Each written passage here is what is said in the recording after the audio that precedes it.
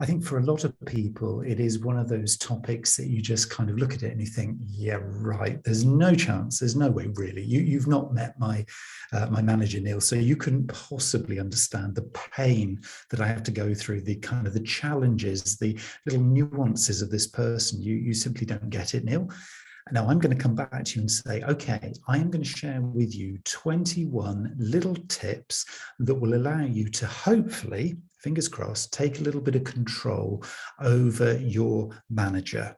Okay, control over them, maybe, control with them, probably, and at least, at the very, very least, the ability to be able to negotiate appropriately so that you both see a win-win in the relationship that you actually have and that you're developing.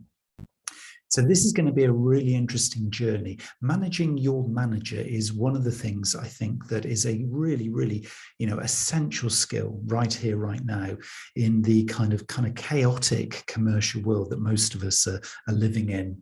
And if you're to do a Google search, for example, on the concept of managing your manager, a lot of people have a lot of opinions about a lot of things that you can do. And typically there will be a quote, and here's a typical one. The things that you need to do to effectively manage your manager will be to communicate with your manager the way they prefer to communicate. Be tightly aligned with your manager on their expectations of your performance. Know what your manager's goals are and perform above average. Right, okay. So it's all quite generic, it's all quite vague. And what does perform above average truly mean?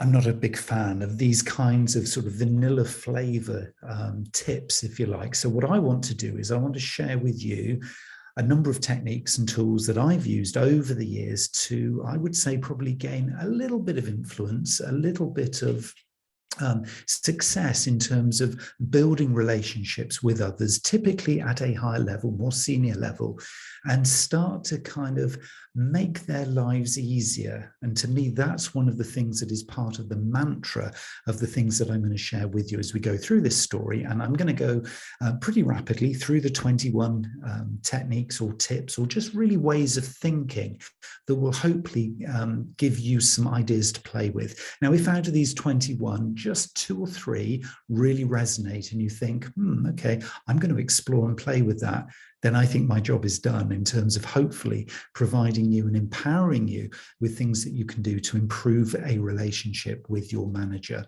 Now, when we talk about manager, this might be your direct line manager, but it also will apply to anybody in a perceived position of seniority, if you like, in a hierarchy within the organization that you're in. Or it could be that you can use some of these ideas and some of this thinking in your personal everyday life, because we are talking here about building relationships.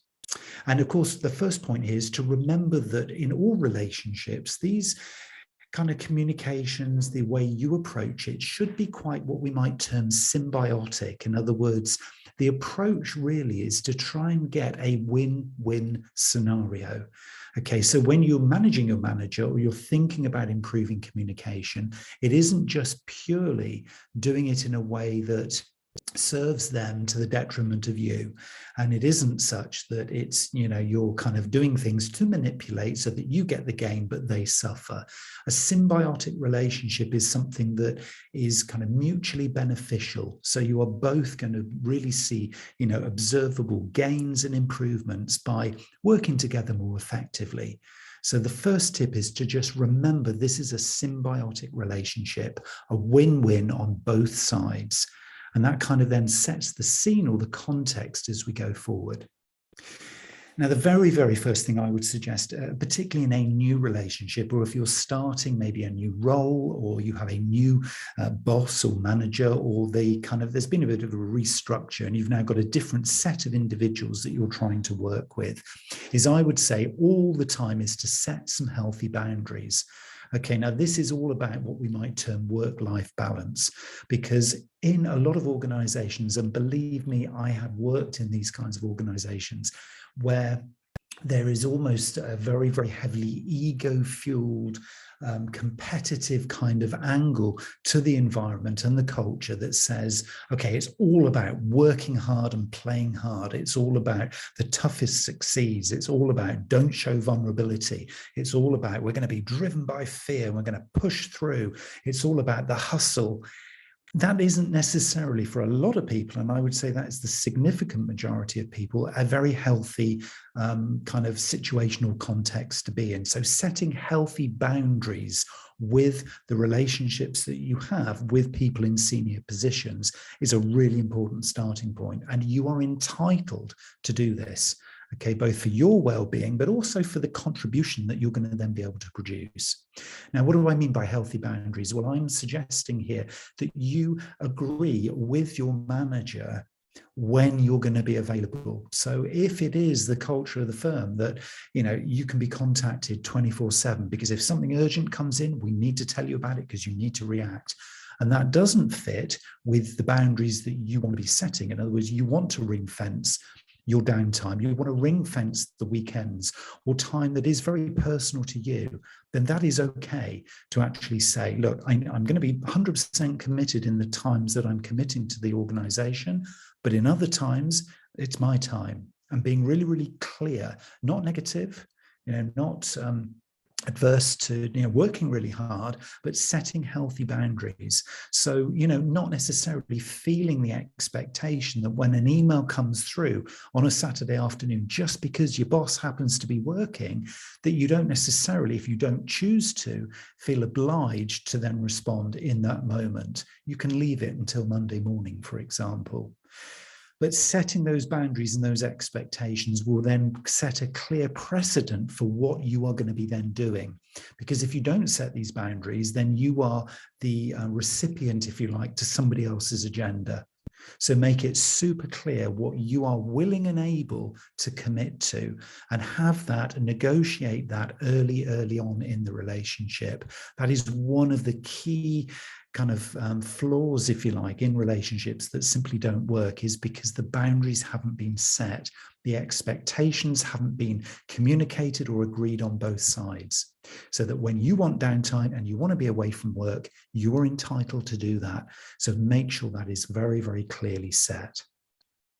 Once you've done that, you can then get professionally intimate. If you've listened to some of the previous sessions, I've talked about this whole idea of professional intimacy. In other words, setting, the expectation that you can really get to know the others who are your stakeholders in your professional life, your career. And these could be customers, they could be suppliers, they could be resellers, and particularly the people you work closely with. And I'd say exceptionally important, your manager.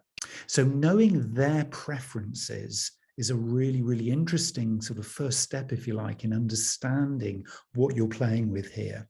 One of the key tools, and if you're not aware of the Myers-Briggs preference sort of scale or matrix, then I would suggest you have a quick little look at MBTI, Myers-Briggs, because this will give you a very nice starting point for just some of the considerations to take. And basically, this is 4 couplings or 4 kind of matches of preferences. So people are predominantly either have the preference to be introvert or extrovert. So your manager, do they kind of tend towards introversion? In other words, they hold in a lot of the things and they process things internally. They seek energy from themselves rather than from regularly interacting with you.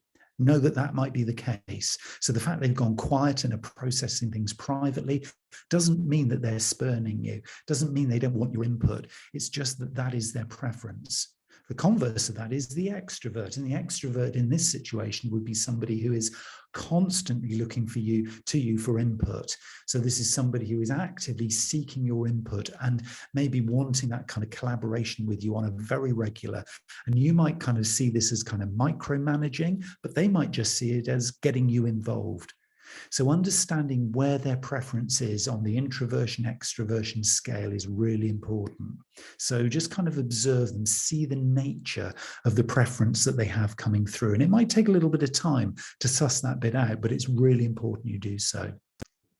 The next thing on their scale is this whole idea of being intuitive or sensing. So the intuitives are ones who kind of have a sort of an innate knowing of how a decision is going to happen or how a project's going to turn out. So they will kind of sense your inputs rather than the sensing person who is actually going to say, can you give me a checklist of stuff that you're going to be doing?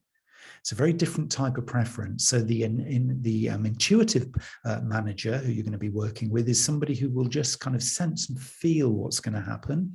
The sensing manager is somebody who's going to be looking to you for concrete evidence in the interactions you have with them. So again, think about, how is their preference coming through to you? What are you being asked for from them? How do they interact with you? What is their preference? Because mirroring that back to them or giving it to them in a form that fits comfortably with them is going to instantly feel a real comfort zone for them. The next thing that they will be exhibiting is either thinking or feeling preference. And you can often hear this actually in the way they talk to you. So they might actually say, do you know, Neil, I think this. But they might also say, do you know, Neil, I feel that this is the way forward.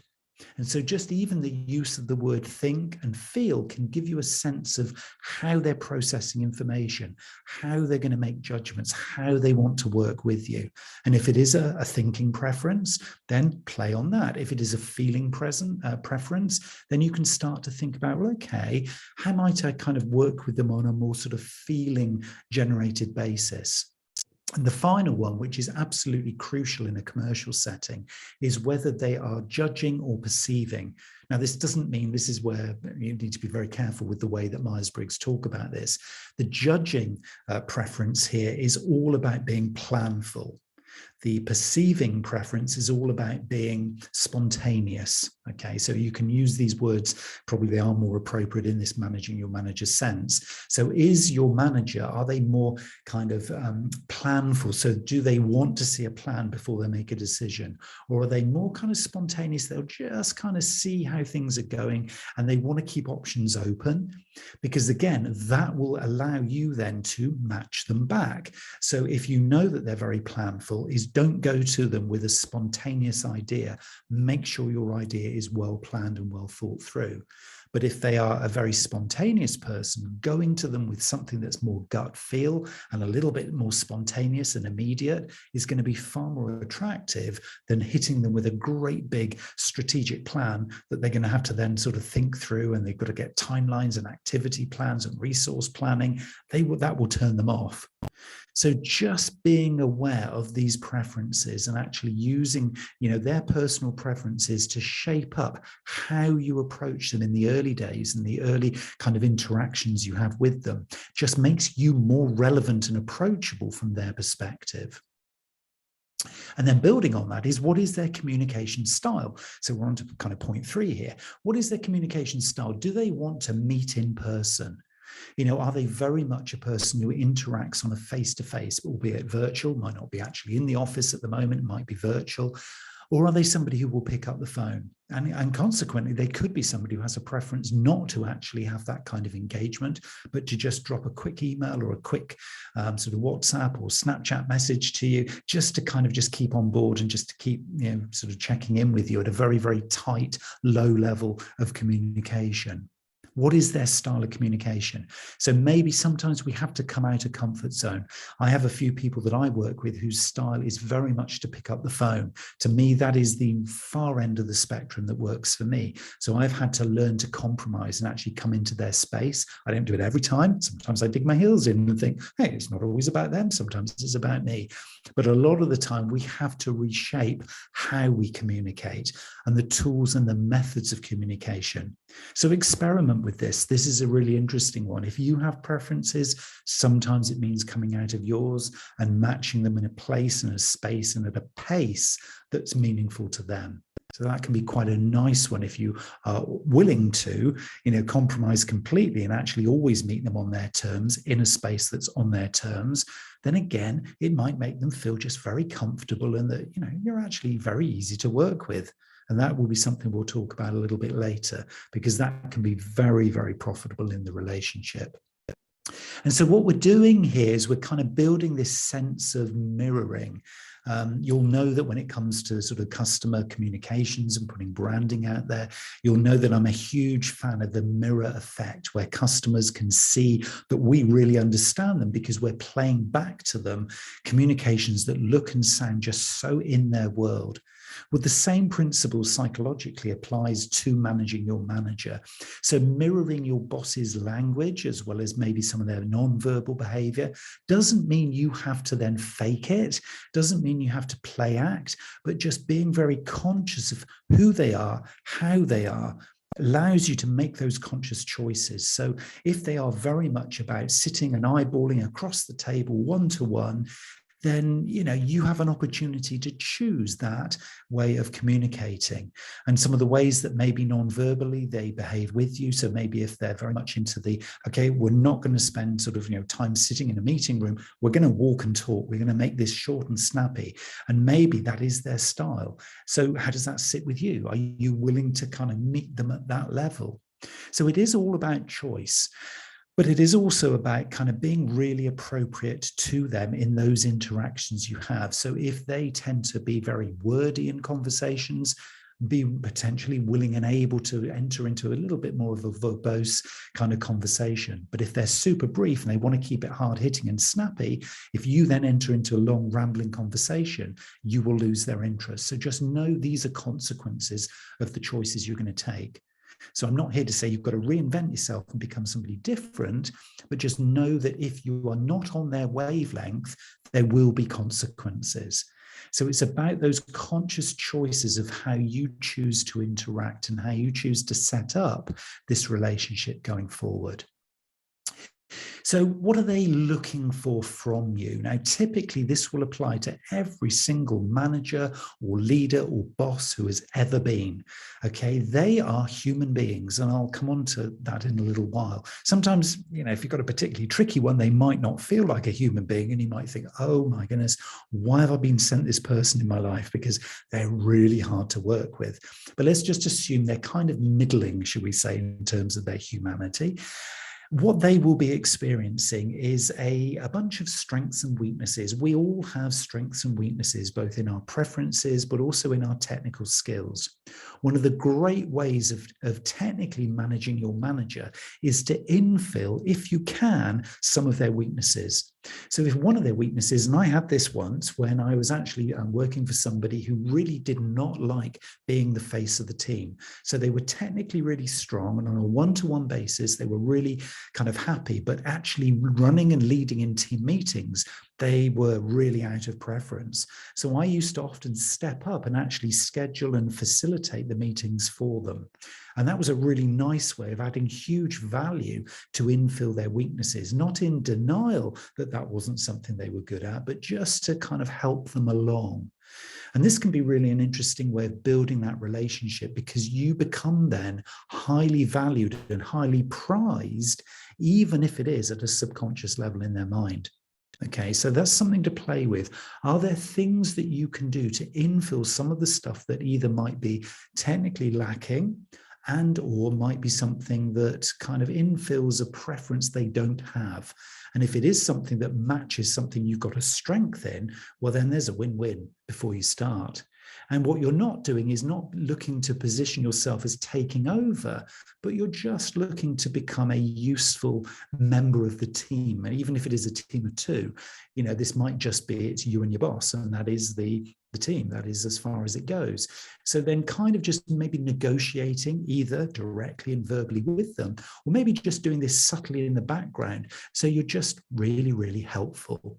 And that can be a very, very useful way of moving into the next point I wanted to make, which is actually one of the roles that you have is to make your manager look great. Okay, it is really, this is what we're here to do.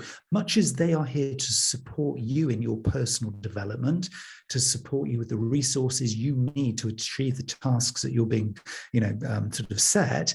actually part of your role in reciprocal, in return, is to actually make them look really, really good, and to the point of making them look great.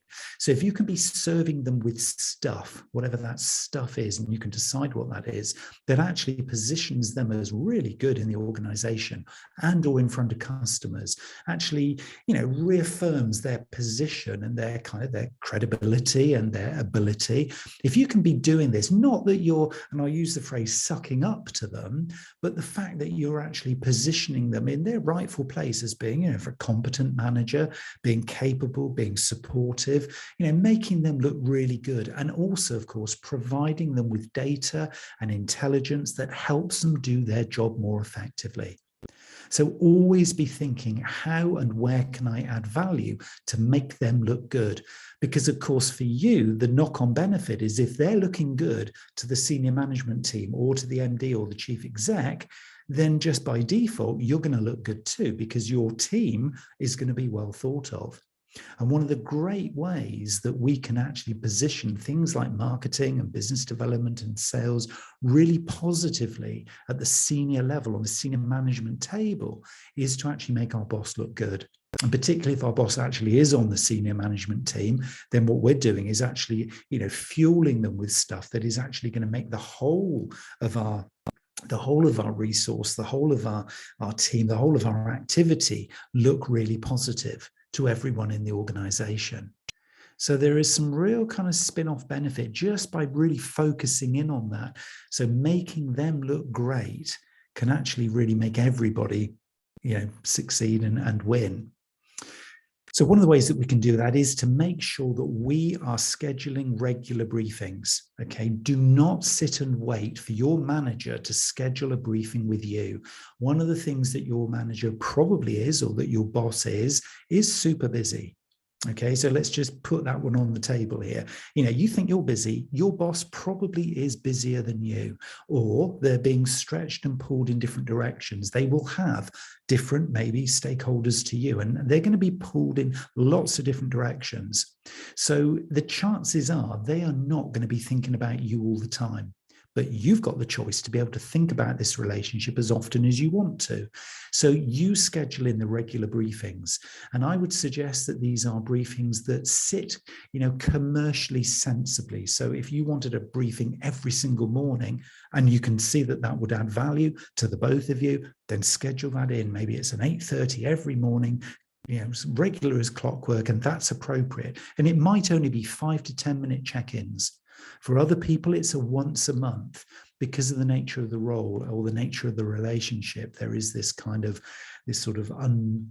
sort of unwritten or unsaid trust between the two of you. You just resonate, so you don't need to be checking in because you just both intuitively know what's going on. That would be the other end of the spectrum. And again, none is better than other, none is right or wrong, and I'm not judging either. I'm just saying you've got to find something in terms of the regularity and frequency of briefing that really works for you. And that is really, really important as you start to build this relationship, because it's so key that what we're looking to do here is kind of almost sort of bring and draw in our manager into the whole kind of sort of piece here, that it's very much about sort of thinking of our manager as somebody who can be, somebody who is sort of really adding some value to the broader team. So whilst we're managing our manager, one of the quotes that I read sort of recently, which was quite an interesting one, which was, managers almost never turn down a small group lunch request because they know lunch won't be about your problems, needs, or wants when a group is present.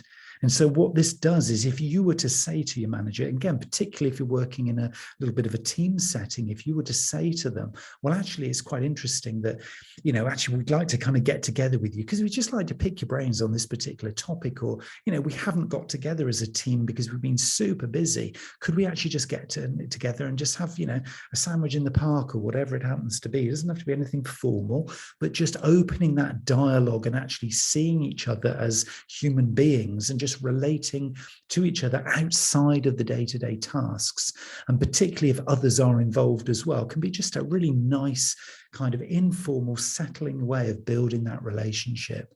So briefings can be very task focused. And again, based on the preferences of your manager, that can also be appropriate, but also some of the informal stuff that you can kind of factor in. But don't wait for your manager to do it. Responsibility is down to you. Okay. And another thing that we can look at here as well is, again, based on the style of your manager, is to proactively use what we might call executive summaries. Okay, so by executive summaries, what we're talking about here is, if you can imagine the sort of more strategic marketing plan that your organization hopefully does have, you can be thinking about sort of maybe summarizing that or paraphrasing the key points of that into a single side of or a single sheet of paper. And that's what an executive summary is. It's about kind of condensing down all of the highlights that allows the executive, and let's call your manager this for a moment, they might be, but might be aspiring to be. So if they are an executive, and let's say they're time pushed, whatever it is that you want to share with them, can you condense it down into a more digestible format? Okay, because from your manager's perspective, it's not necessarily big and clever that you've produced this 10,000 word document that you're expecting them to read, when actually they don't have the time or inclination to do so. They're confident that what you've created is good, but please, Neil, give me just the executive summary of this, because I want to see the snapshot of it. And then I can make a decision as a manager, having read it, whether I then read the full thing. And I might just have the confidence that, well done, Neil, I can see you've written the 10,000 word document. I'm not going to read it all. I'm going to trust that that's really solid and great and well researched. But from the executive summary, yeah, let's move this game on. So give your boss the option for just consuming executive summary style communications from you. Let them and invite them to see the bigger detail should they wish to. And this will give you a lot of feedback in terms of how much confidence they have in you.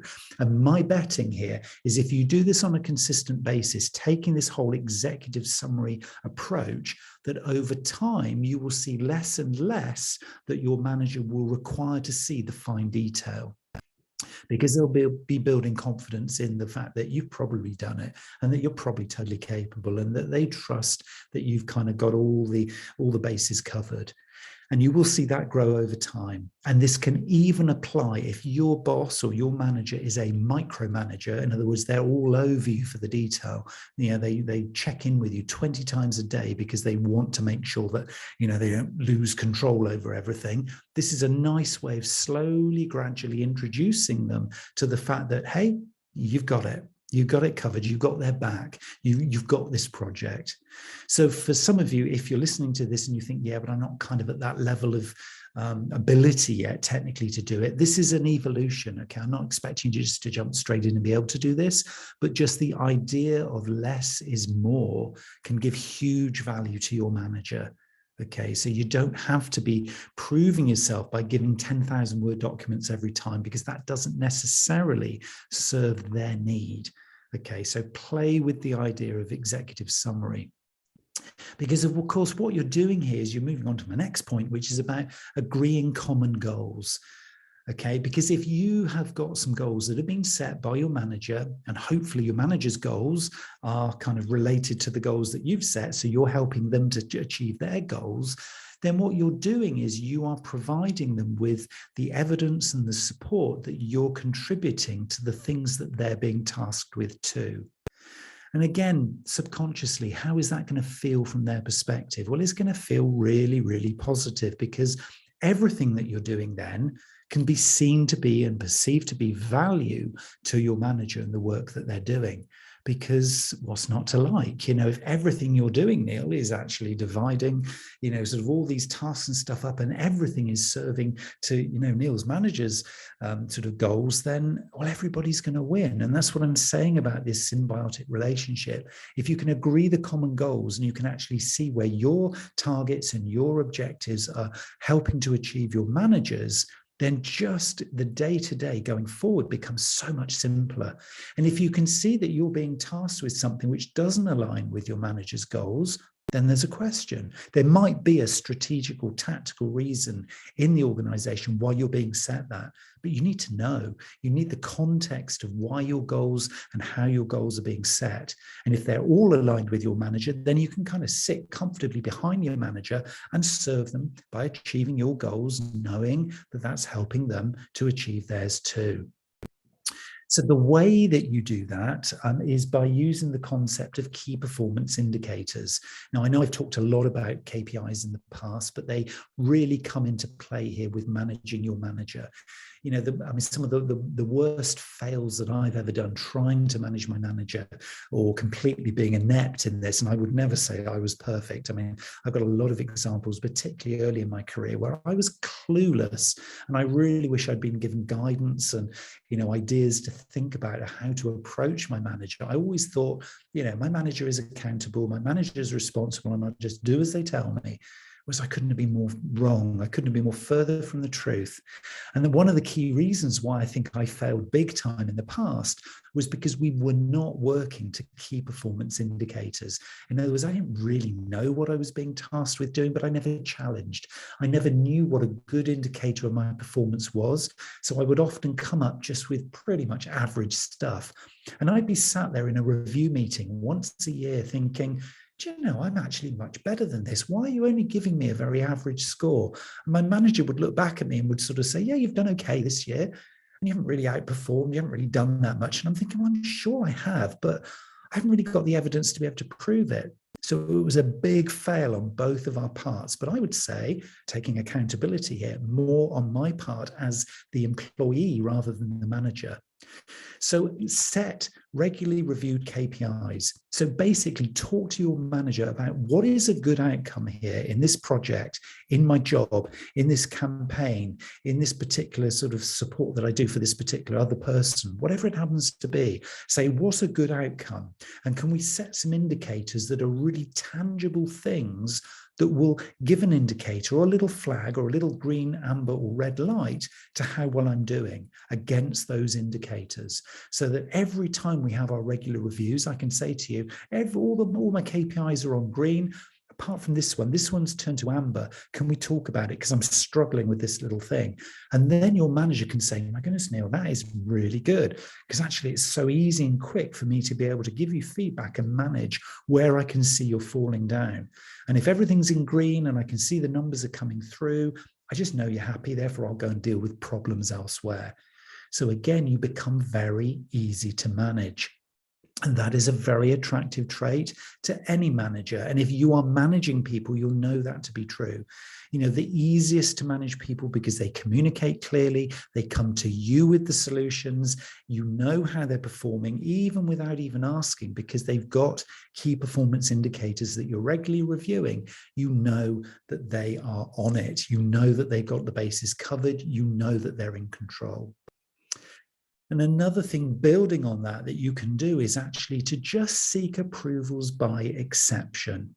In other words, if by building this trust, if by agreeing those key performance indicators, if by knowing you've got these goals that are well set, they're smart, so they're specific, measurable, achievable, realistic, and time-bound, they're really, really super clear, then your manager should be able to leave you, and notice that I say the word should, and we're going to talk about how you get over that bit in a second, should be able to leave you just to get on with it.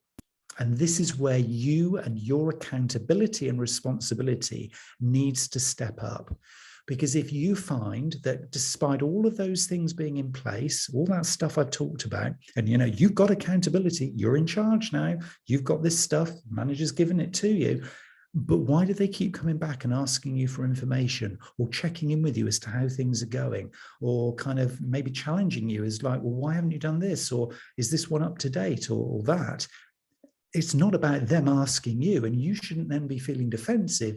That is a checkpoint that says, okay, I haven't communicated that in a timely fashion, or I haven't kept my boss updated, or I haven't been doing those regular briefings, or I haven't updated my KPIs. Because if you're doing all those things, your manager shouldn't need to ask those questions.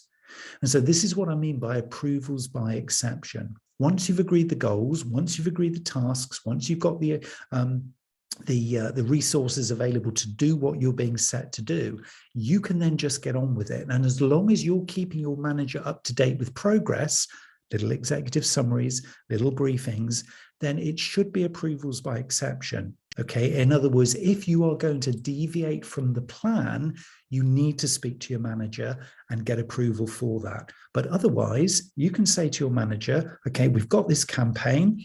Here's the timeline that I'm setting, and I'm going to work to this timeline unless you challenge or unless you come back and say no. So you're not going to say, is it okay that I work to this timeline? You go back and you say, I've planned out this timeline. I'm going to do this unless you challenge or say stop. Because what that does is it just instills in your manager's mind, my goodness, they've got this. It also says, okay, I didn't need to read through every single little detail, every single little line. I don't have to check this. Because if I can see the KPIs are being managed, I'm not getting feedback from anywhere else in the business or the organization that says Neil is underperforming or Neil is late on anything, so it must be okay. And if Neil also says, okay, I'm doing this whatever, and if you can then quickly scan through as a manager and see, well, it looks okay, it's fine. Neil's just got it, he's on it, he's dealing with it. How is that as a manager going to feel? Well, I will tell you, as a manager, it feels really, really good. Because managing by exception, in other words, when you deviate from a plan for a conscious reason, that's the only time you seek advice and approvals from your manager, then you are the easiest person to manage. The only other time, I guess, that you would go back is when you need some technical support, or maybe you need some extra resource. So when something like that actually changes, those would be the times when you'd go back and you'd say, okay, those are extra things I need. But just the day-to-day, just get on with it, just make it happen. That is what your manager is wanting from you. So have the confidence to take the accountability. You've got the goals, you've got the KPIs, you've got their trust. Let's just get on with it. And then, of course, building on the next one is when then something comes in from left field, it's about learning to say the right kind of no. Because if you've agreed all the plans, if you've got your kind of day-to-day resourcing and your workload all kind of planned out and scheduled, and you're cracking on with all this amazing stuff and you're reporting back as appropriate, you're accountable, you're responsible, but something comes in from left field. And if it comes in from your manager, rather than just saying, oh, yes, and just nodding, yes, I want to be super helpful because that's the kind of person I am, you have the responsibility now in managing your manager to say the right kind of no. And the right kind of no is not saying no, never. It's potentially saying no, not now.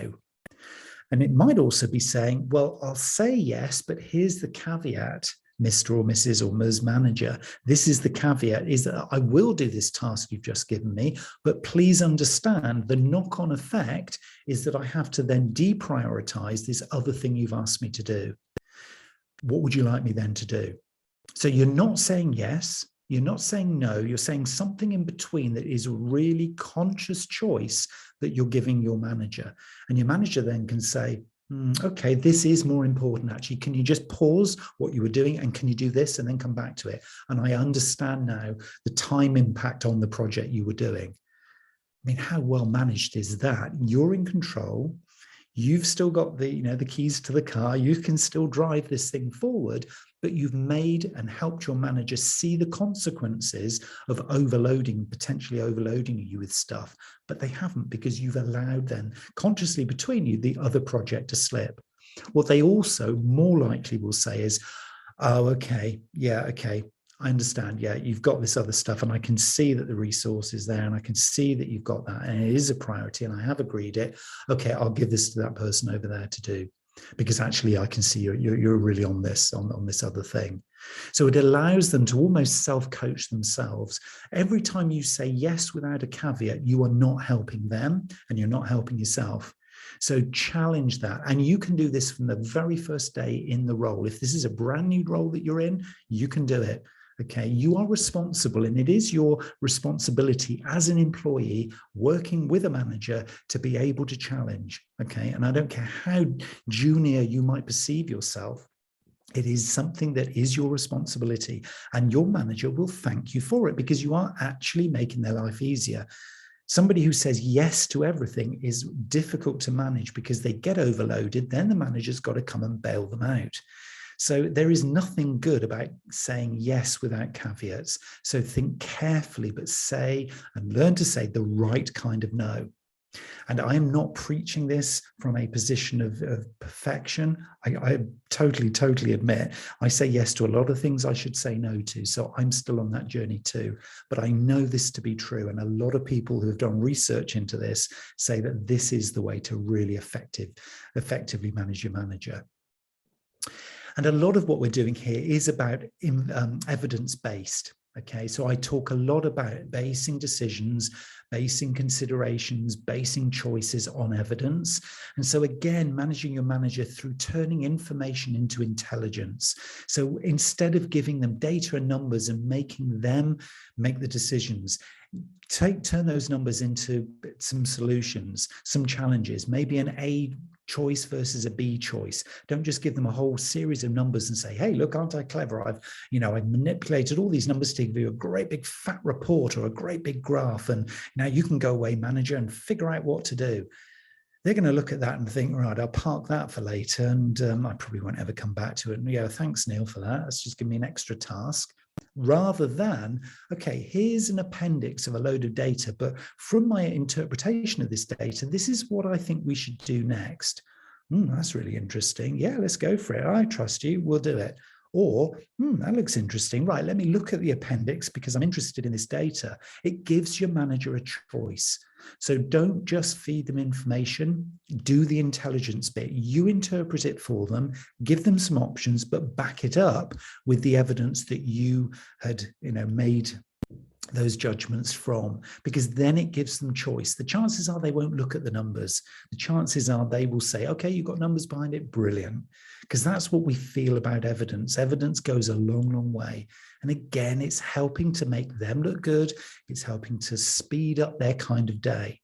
And this also applies as well when you know that your manager is going to get that phone call or that email of a problem they're going to need to sort, and particularly when it comes to customer stuff.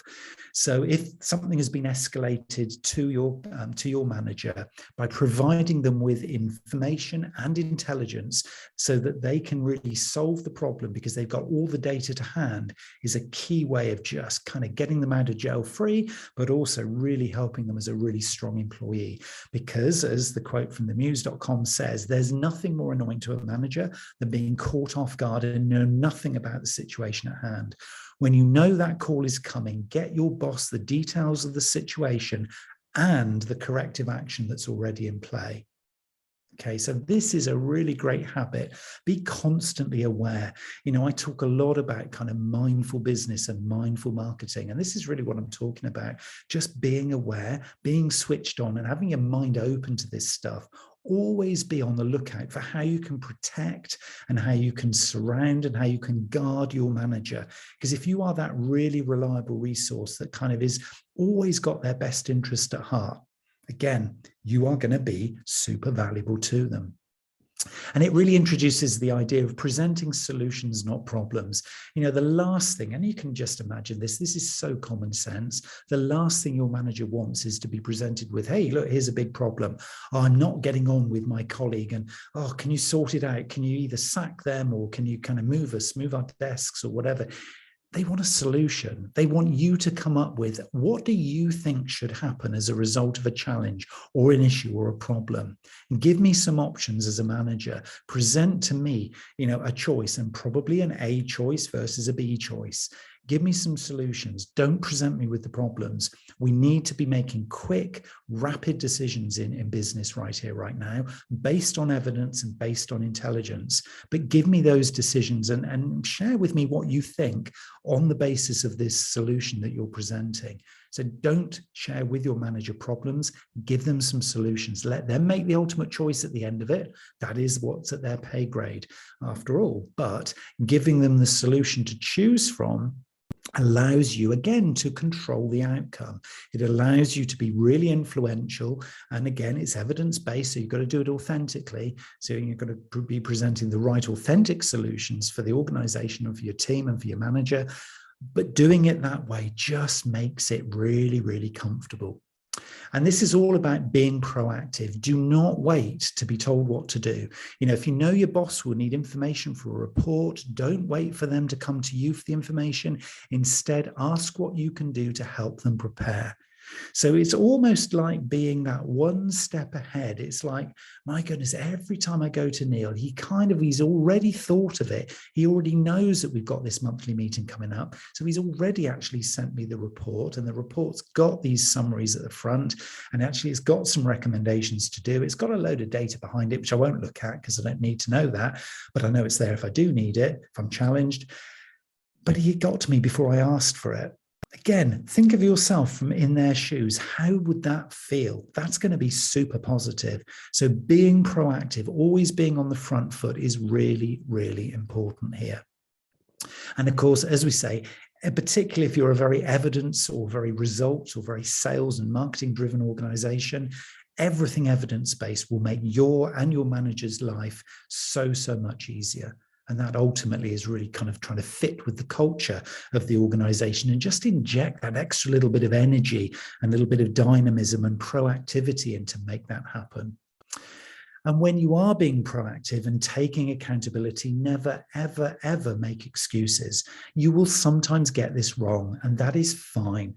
Your manager knows that you are not perfect. They're not perfect either.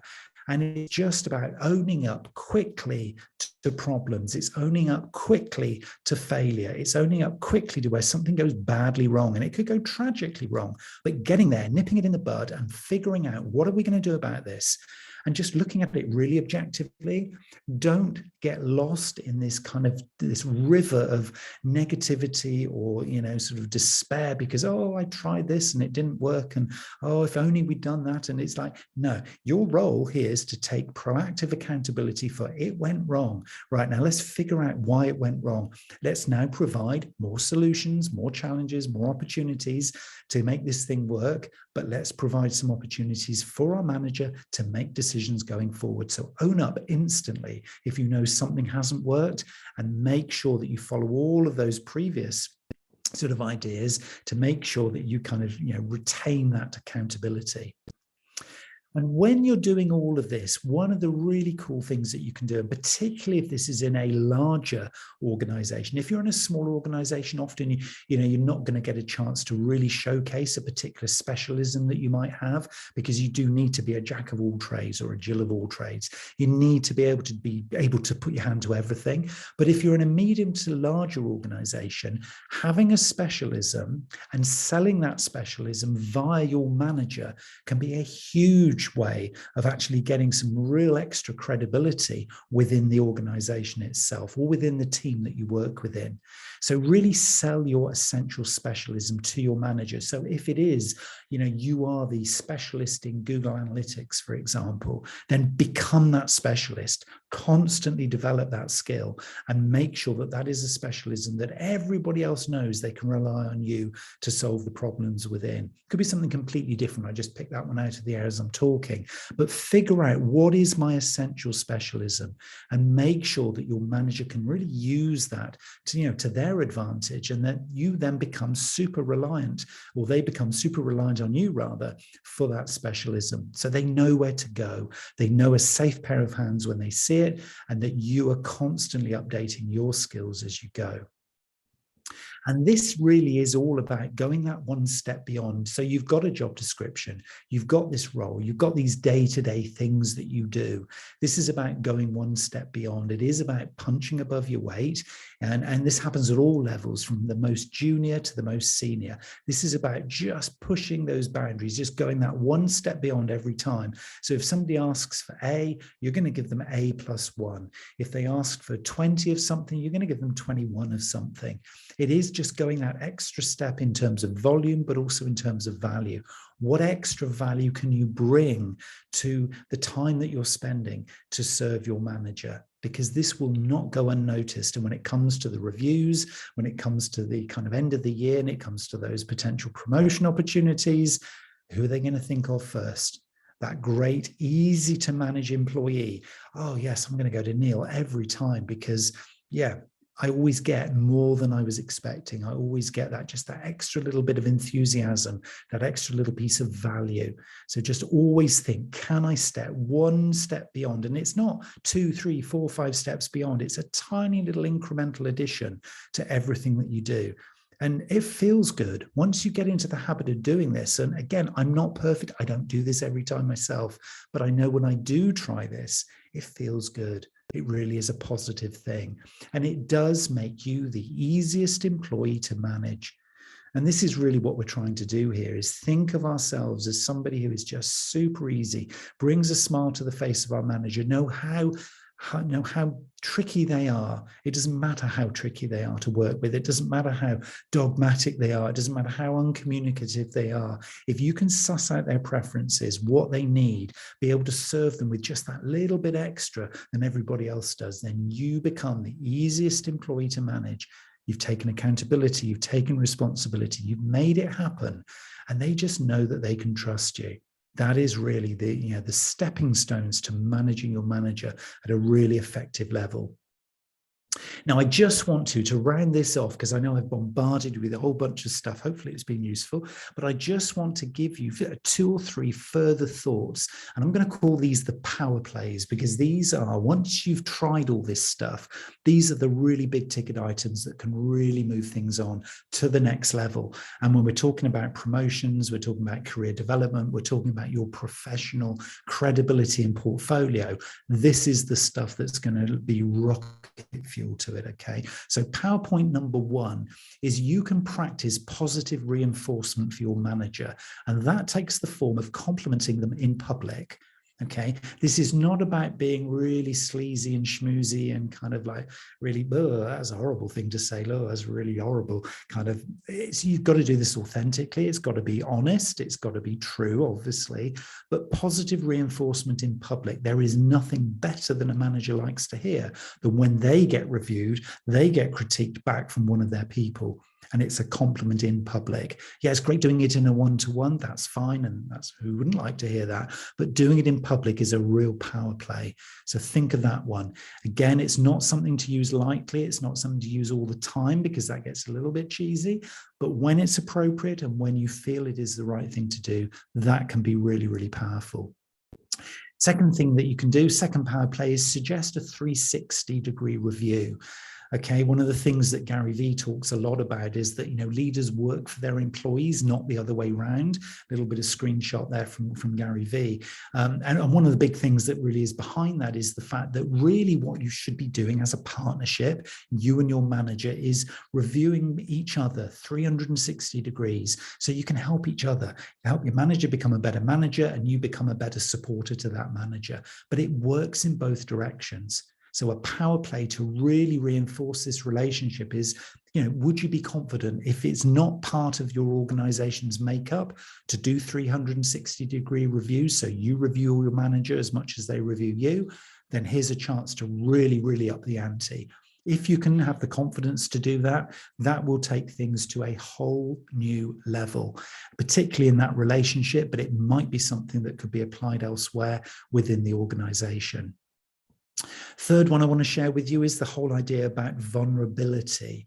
Okay, really developing trust with your manager is about also being vulnerable. So rather than trying to look really super competent in any situation, is being really transparent when you don't get it, when you don't understand a problem, being really, really open when you feel like you're out of your depth, or when you feel like you can't cope either with time or with, particular technical specialism. Be vulnerable. Okay, a real power play in managing your manager is, not to be vulnerable every single day of the week, because if you are, then maybe there's a chance that you're not in the right kind of role. So we're just assuming this isn't going to happen all the time, but when it does, and it inevitably will, is just be open and honest and be properly vulnerable. If you have the confidence to do that, you will get the support. Vulnerability, and you can look up Brené Brown if you're not really convinced about this, because there's some amazing talks by Brené Brown about vulnerability online. Brené Brown talks about vulnerability as being one of the key commercial and leadership skills. The most vulnerable people are the most powerful people, because vulnerability is one of those innate human traits that attracts support from others. It is not a sign of weakness, and your manager will thank you for the fact that you were vulnerable.